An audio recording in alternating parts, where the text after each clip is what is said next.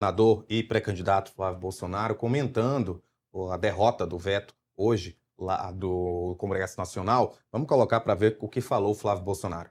Todo mundo enxerga a farsa que foi essa condenação de tantas pessoas inocentes. Eu tenho a convicção aí que o Brasil quer mudança e muito em breve a gente consegue fazer justiça integral a essas pessoas, em especial ao presidente Bolsonaro, que eu peço a Deus que esse Congresso possa aprovar o quanto antes a medida para que ele possa subir a rampa junto comigo em janeiro de 2027. O presente de aniversário? Presente de aniversário, melhor não podia ter, para poder fazer essa homenagem às pessoas que estão esperando há tanto tempo o mínimo de justiça. Então, fico feliz aí no dia do meu aniversário, o Congresso Nacional e Deus me dar esse presente. Obrigado. A gente está de volta aqui trazendo, então, as repercussões em relação à derrubada do veto do presidente Luiz Inácio Lula da Silva ao PL da dosimetria. E agora, além do Paulo Capelli, estamos junto também de Igor Gadelha, colunistas de política, que estão trazendo exatamente essas manifestações, essas análises. Ô Igor, mais cedo eu falava com o Capelli que essa derrota já era esperada, apesar daquela de ontem não ter sido tão esperada. E aí o Capelli concorda que a derrota mais evidente seria a do Messias, por não era tão esperada, afinal a dosimetria já era algo que se vislumbrava no horizonte. Na sua opinião, existe uma derrota pior ou maior para o governo nesse momento? Eu acho que tem que dar conta. Primeiramente, boa tarde a todo mundo que acompanha aqui a live do Metrópolis. Eu acho que a derrota do Messias, sem dúvida, ela foi bem maior do que a do PL da dosimetria, né? O PL da dosimetria não foi algo que nasceu do governo Lula, né? Nasceu do Congresso Nacional. O presidente Lula exerceu a sua função ali de vetar ou de sancionar o projeto, né? Uma atribuição dele, e o Congresso Nacional agora derrubou em um movimento que já era esperado, essa bola já vinha sendo cantada há alguns dias. Mas a indicação do ministro Jorge Messias partiu de uma decisão do presidente Lula, né? Foi uma decisão direta, de iniciativa do presidente Lula, que acabou ali sendo, né, derrubada, né? Na verdade, acabou sendo rejeitada pelo Senado Federal. E pela surpresa de tudo que aconteceu, e também ali pela questão da derrota histórica, né? Há mais de 130 anos que o Senado não derrubava, né, não rejeitava uma indicação do Supremo Tribunal Federal. Agora, o governo Lula e o Jorge Messias ficaram marcados aí na história. Eu acho que essa derrubada agora dos vetos ao PL da dosimetria foi uma articulação que também envolveu, eu acho, Rafael, de certa forma, essa questão do Messias. Eu acho que o Alcolumbre atuou ali de uma forma geral, juntou as duas pautas pensando também em benefício próprio. Eu acho que ele tentou ali de duas formas. Uma, ele tentou usar a votação do Messias e do PL da dosimetria para enfraquecer o caso Master e também para se projetar para 2027, quando ele vai precisar tentar a reeleição para a presidência do Senado. Vamos lá, vamos tentar explicar aqui para quem está nos assistindo. O Alcolumbre, ele estava interessado na derrubada do nome do Messias, né, na rejeição ao nome do Messias, e a oposição também estava interessada. Ambos queriam mandar um recado para o governo Lula, mas o presidente do Senado queria ir mais além. Ele queria também mandar um recado para o ministro do STF, André Mendonça, que é o relator do caso Master. O André Mendonça foi um dos principais cabos eleitorais do Jorge Messias nesse processo de indicação ao STF. Com isso, o André Mendonça, claro, mirava ter um aliado dentro do Supremo Tribunal Federal durante, né, um julgamento importante que vai ser o do caso Master. E aí, quando o Alcolumbre patrocina essa derrota do Messias, ele manda também um recado para o governo e para o André Mendonça, que perdeu aí esse aliado, importante aliado, durante esse julgamento do caso Master. É por isso até que se fala, e o Capelli também deve ter ouvido isso, que o ministro Alexandre de Moraes trabalhou pela derrota do Messias, porque ele também estava interessado, né? É curioso, né, Igor? Porque é o seguinte, a gente tem uma união, o André né? Mendonça, que foi indicado pelo ex-presidente Jair Bolsonaro, defendendo o Messias, que foi indicado por Lula agora, e ministros que são próximos de Lula, como Alexandre de Moraes e Flávio Dino, que teriam atuado contra A questão Messias. do acho que é uma questão pessoal, que ele nunca se deu muito bem com o Messias. Né? Foram companheiros ali de ministério, né? O Dino no Ministério da Justiça. Eles brigavam muito na época do governo. Já o Alexandre de Moraes, eu acho que mirava essa questão do caso Master, e também ele sabia que o Messias, se entrasse ali no Supremo, não seria do grupo dele, né? Que é aquele grupo do Gilmar Mendes, do Dias Toffoli. Então, ele ajudou. E é engraçado que acabou sendo uma união inusual, né? Que foi Alcolumbre, oposição e Alexandre de Moraes se unindo para derrotar um indicado de Lula. Então, a política tem dessas coisas. E aí, só continuando o raciocínio, o Alcolumbre, então, ali pediu o apoio da oposição para derrotar o Messias. A oposição também tinha interesse, mas ele, claro, sinalizou ali em troca dessa ajuda que a oposição deu para derrubar o Messias, ele sinalizou que pautaria os vetos do PL da dosimetria, que aí sim interessava diretamente à oposição bolsonarista. E, com a derrubada dos vetos, a pena do ex-presidente Jair Bolsonaro e de diversas outras pessoas condenadas pelo 8 de janeiro vão diminuir. Agora mais. Significativamente. Agora, e mais. O Alcolumbre misturou tudo.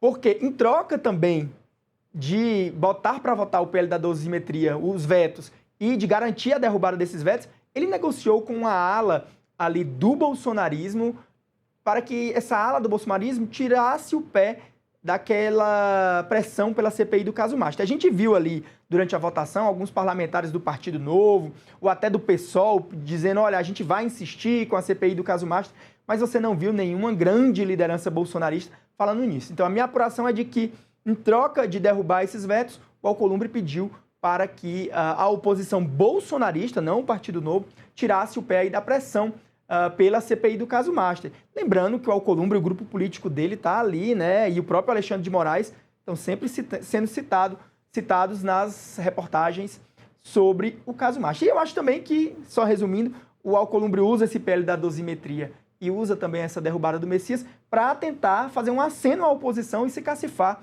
como candidato à reeleição ao Senado em fevereiro de 2027. Ele pode ter sentido ali um cheiro, né? O Flávio tem se posicionado bem nas pesquisas.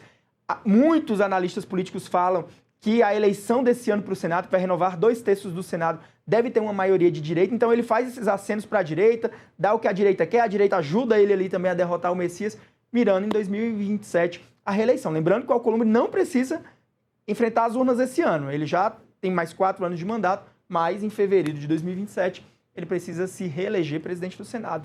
Eleição interna com os senadores. Vou aproveitar, inclusive, que a gente está falando de Alcolumbre, que é o nome da semana, né?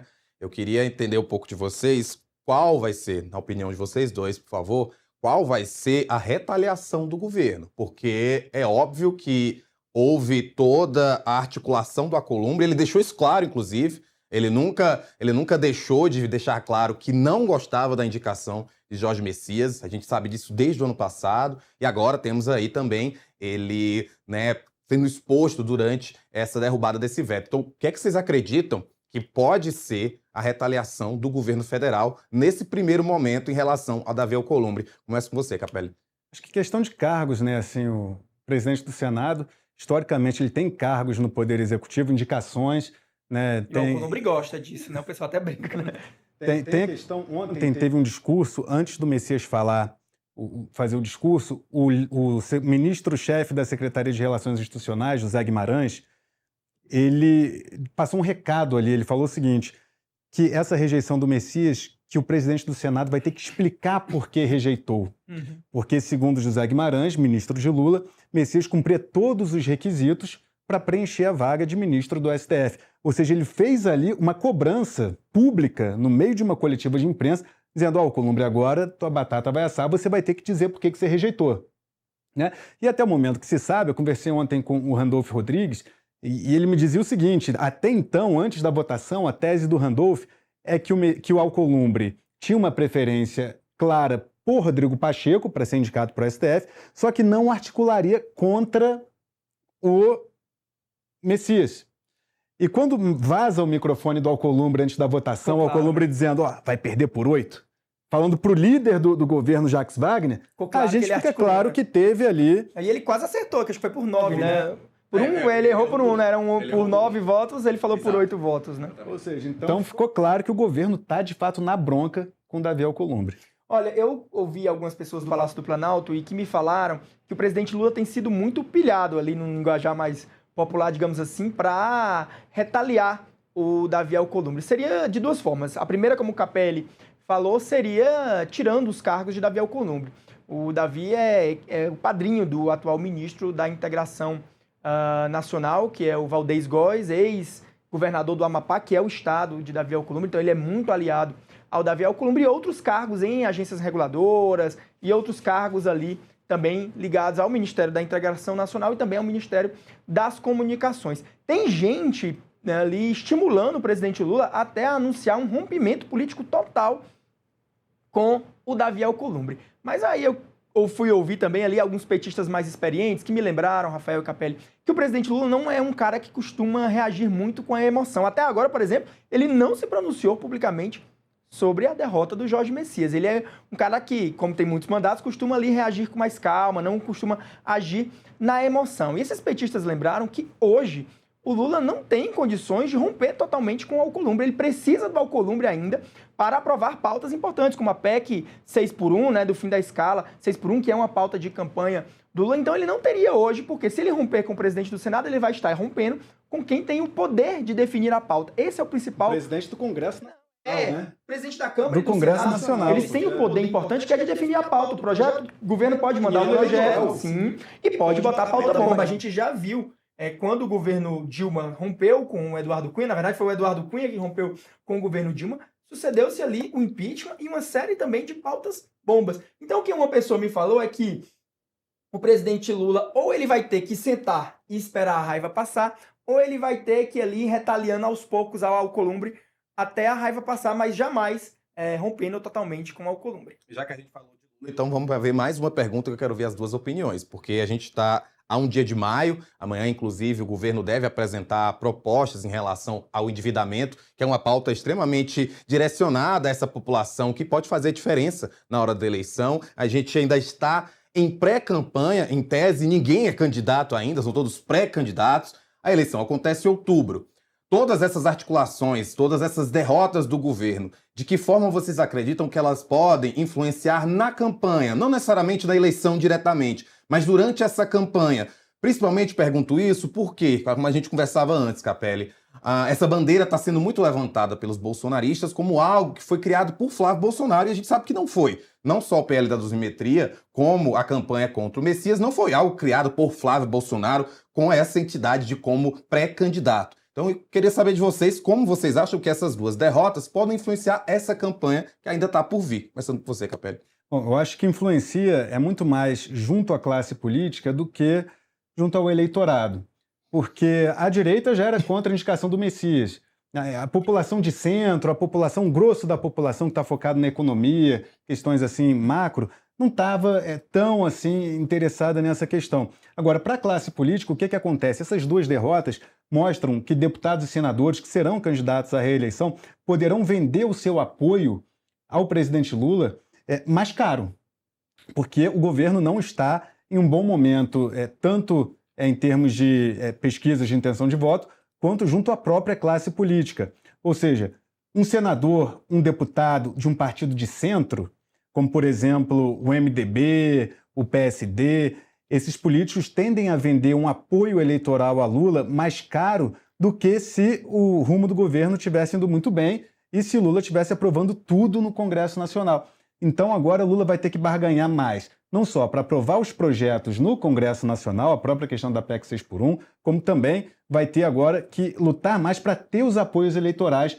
na campanha junto à classe política. Eu acho que o impacto é sobretudo junto à classe política. Eu não acho que essa questão da dosimetria e a questão do Messias seja um ponto que abale a imagem do governo junto à opinião pública, à opinião da população, do grosso da população. Eu acho que é mais um recado interno de que a articulação está indo muito mal no Congresso Nacional. Só antes de você responder, Igor, lembrei também que o colunista Tasso Lohan, que também é aqui do Metrópolis, publicou mais cedo que o governo liberou 2,4 bilhões em emendas antes da sabatina, exatamente como você falou, né? O preço está ficando mais caro. Teve senador que ganhou emenda e no voto secreto foi contra o Messias ali, ó. Ó, voto secreto, né, gente? O voto é secreto, mas o jornalista sabe.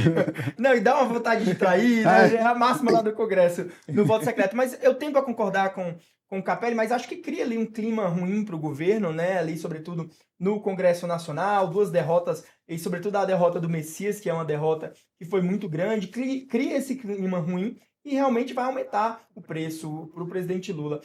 O governo está numa caça às bruxas ali, de saber quem foi que traiu o governo, né? Citam os senadores do MDB, mas o Lula, se ele fizer isso, sair rompendo com todo mundo, vai ficar muito difícil para ele. Então, por isso que até agora ele não se pronunciou. Eu acho que ele está tentando entender de onde vieram essas traições, quais foram os motivos que levaram para tentar se posicionar. Agora, assim, a gente fala, assim, vê as pesquisas e tudo mais, mas o Lula sempre enfrenta situações adversas nas eleições. Em 2014 era o auge da Lava Jato, ele conseguiu reeleger ali a presidente Dilma Rousseff, né? Ele era o principal cabo eleitoral dela. Então eu acho que a população mesmo assim ainda só vai mirar a eleição mais ali para o segundo semestre, depois da Copa do Mundo, e sobretudo o que a população geral mesmo, o grosso da população mesmo vê é a economia, né? Embora o governo esteja aí propagando números positivos, nas pesquisas isso ainda não se reflete, né? A sensação da maioria da população revelada nas pesquisas de intenção de voto é de que a situação econômica não melhorou, o poder de compra não melhorou, e é isso que o governo está ali tentando jogar com isso, tentando melhorar, né? E aí pode ser... E é justamente nisso que ele pode precisar do Alcolumbre, tá? Se o governo precisar ali de alguma pauta... Eu lembro que nas eleições de 2022 teve a PEC Kamikaze, né? Que o pessoal chamava, o Bolsonaro ali conseguiu aprovar aquela PEC. Então, o pessoal apelidou de PEC da reeleição, né? PEC da reeleição. Cheio de medidas... Medidas que seriam usadas na eleição. Então o Lula não pode romper com todo mundo de vez. Talvez eu tendo a acreditar que ele vai ali sentar e esperar a raiva passar. Claro, ele tem o direito de ficar com raiva, mas vai esperar a raiva passar e vai ter que engolir a seco.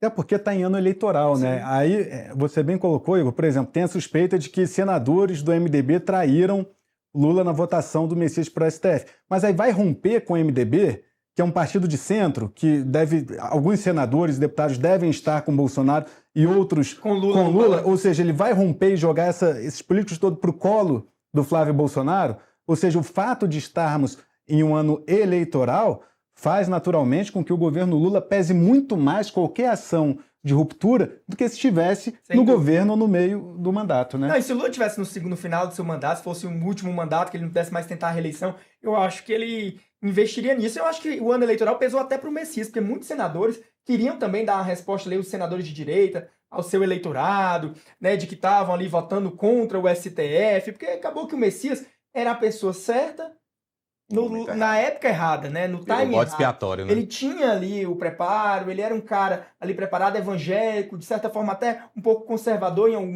algumas medidas. Ontem eu cheguei a ouvir de senadores do PL, olha, eu gosto dele, é um cara que passa uma coisa boa, mas eu vou ter que votar contra porque é do jogo político. Então, foi o time errado. Teve né? até uma nota que você publicou dizendo que ministros do Lula viam o Messias como vítima das circunstâncias, né? Sim, não foi, na verdade, a própria oposição, né? Senadores da oposição veem o Messias como vítima das circunstâncias. O Dino tinha uma resistência muito grande e mesmo assim conseguiu ser aprovado. Mas na época do Dino, não se tinha um caso master com 2 ministros do Supremo muito enrolados, contratos das esposas aí sob júdice, não tinha um STF com uma crise de credibilidade como se tem agora. E não tinha um governo em um ano eleitoral com essa disputa acirrada entre direita e esquerda.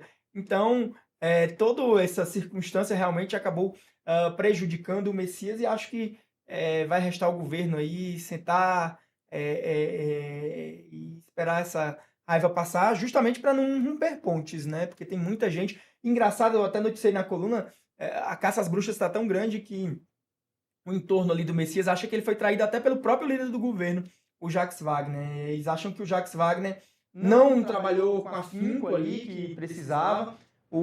Acham que o Jacques Wagner ludibriou o Palácio do Planalto, porque publicamente ele dizia que o Messias teria 45 votos, chegou a dizer isso também para o presidente Lula. Então o governo acabou ali deixando correr, achou que estava seguro demais e acabou sofrendo uma derrota histórica. Tem um aspecto curioso, falando do Jacques Wagner, né, o líder do governo no Senado. Eu entrevistei ele há cerca de 10 dias atrás aqui no estúdio do Metrópolis, e o Jacques Wagner me disse o seguinte, que o Alcolumbre estava puto com ele, Wagner, porque achava que o Wagner tinha levado o Messias no Lula, quando era ainda postulante junto com Pacheco, a indicação ao STF, e que, na visão de Alcolumbre, o Wagner teria beneficiado ali o Messias nessa articulação, tinha sido apadrinhado a indicação de Messias ao STF. E ele falou o seguinte, que ele também tinha levado Pacheco, que era o preferido do Alcolumbre, para a conversa com o presidente Lula. Ele falou o seguinte, olha, eu lavei minhas mãos e deixei que o Lula escolhesse quem quisesse, mas o Alcolumbre continua chateado comigo, foi o que disse Wagner. E nessa imagem de ontem, que mostra os dois ali em conversa ao pé do ouvido, o Alcolumbre dizendo que o Messias perderia por 8, e depois do resultado da votação, o Jacques Wagner abraçando o Alcolumbre ali de uma forma assim. O que eu interpretei ali? Como se tivesse o seguinte, zerou o jogo, o Lula indicou um candidato que Alcolumbre não queria, Alcolumbre rejeitou o candidato de Lula, não está mais chateado com Jacques Wagner e vida que segue. Foi essa a interpretação que eu tive daquele abraço fraterno de Davi Alcolumbre e Jacques Wagner, líder do governo Lula no Congresso Nacional. No Senado. Eu tenho mais uma pergunta para vocês em relação, já que a gente está falando das próximas articulações do Lula, eu quero falar um pouquinho das anteriores, mas antes, vamos ver só